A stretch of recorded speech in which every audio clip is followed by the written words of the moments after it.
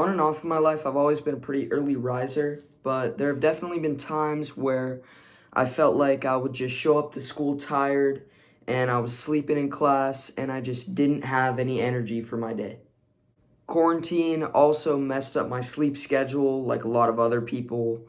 I was going to sleep really late, sometimes on FaceTime with friends, sometimes just watching stuff on my phone. And when I started trying to wake up early again and get back into the routine, I would wake up at like 7 and then just go back to sleep just because I would end up going back on my phone or end up laying down somehow and just falling back asleep. I remember I used to get tired all the time at school and I would fall asleep, and actually most of my classes I would be asleep and I would try to do my homework and then I just wouldn't understand it because I was asleep. I also hear my friends all the time at school telling me how tired they are, and it seems like they're just always tired. And I've definitely experienced that where at some points in my life I've just felt like I'm tired all the time. But now I've managed to overcome this and I've actually been able to wake up before 6 a.m. pretty much every day for about a year. And even though on some days my energy isn't as good as on other days, I usually tend to wake up pretty full of energy and ready to tackle stuff and take care of what I need to take care of for that day. And also, if you watch till the end, I have a little cheat code about how you can get away with a little less sleep and still have energy. So the first point in having energy and waking up early is you got to get enough sleep. It's a pretty obvious answer, and it's not the most interesting clickbait answer. You just have to get enough sleep. You should be getting, like everybody else says, about 8 to 10 hours, and you need more if you're a teenager, and you especially need more if you're a teenager and also an athlete, or you work out or exercise every day. Sometimes I'll find that I'll even sleep more and I'm actually still tired, or even more tired than if on some days where I get less sleep. So that brings me to my next point. Your quality of sleep needs to be on point. In order to increase your quality of sleep, what you're going to want to do is cut out screens. A lot of people say this too. You're going to want to cut out screens an hour before you go to sleep.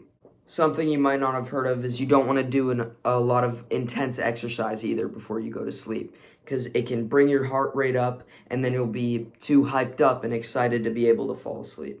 Another big thing is you don't want to be doing a lot of intense projects or homework before you go to sleep, because it'll leave your mind racing and occupied while you're trying to go to sleep, and it's just gonna take up a lot of brain space that you really should be using to relax and wind down and fall asleep.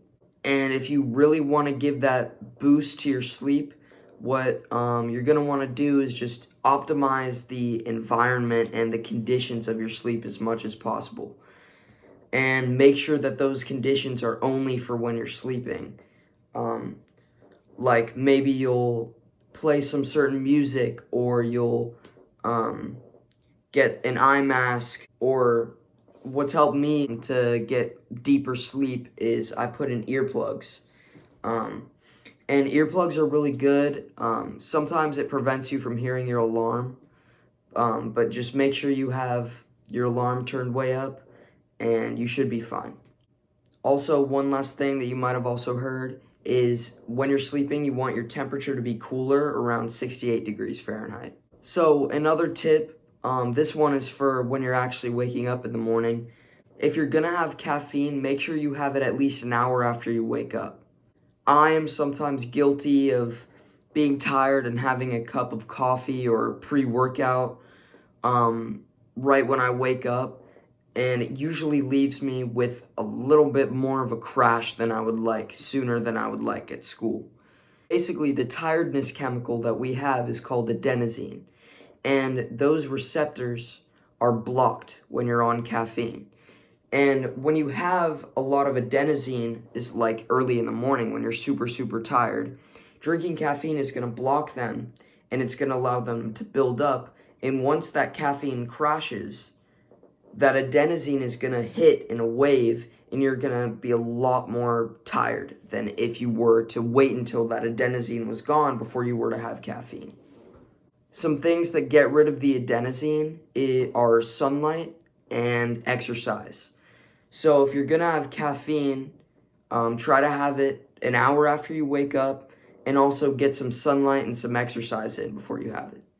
Also, if you're gonna want deeper sleep, you gotta make sure that during the day you're doing stuff that's gonna leave you tired and satisfied so that you can go to sleep and be actually exhausted enough to fall asleep at night.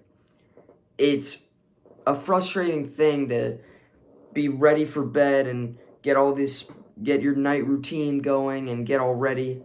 And then when you try to fall asleep, you end up laying in bed for 15, 20, even 30 minutes just thinking and not really being able to fall asleep.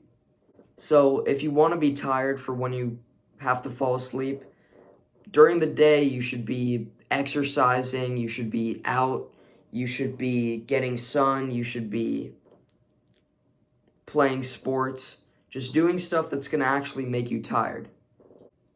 Another tip mentally for waking up early is you want to have all your stuff ready and as little thinking as possible in the morning. You want to get all your stuff ready the night before, like your clothes, your shoes, everything. And as a bonus tip, there's actually a little cheat code for if you need.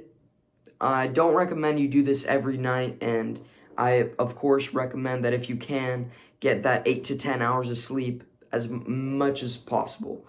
But life happens, and maybe you'll have a school project that's due, or you'll have to study, or you'll have some reason why you can't get that 8 hours of sleep that night. If you want to wake up refreshed and get away with a little less sleep, what you're going to want to do is have a whole number of REM cycles.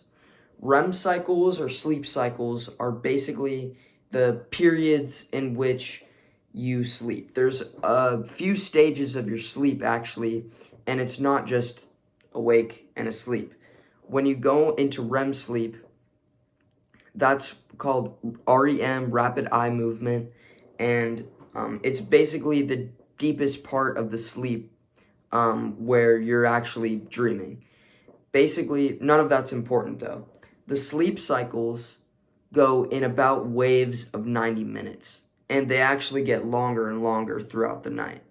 So they go about 90 minutes, and basically what you're going to want to do is try to wake up in between those sleep cycles if possible, because you're basically going to be kind of awake, but mostly in a extremely light state of sleep.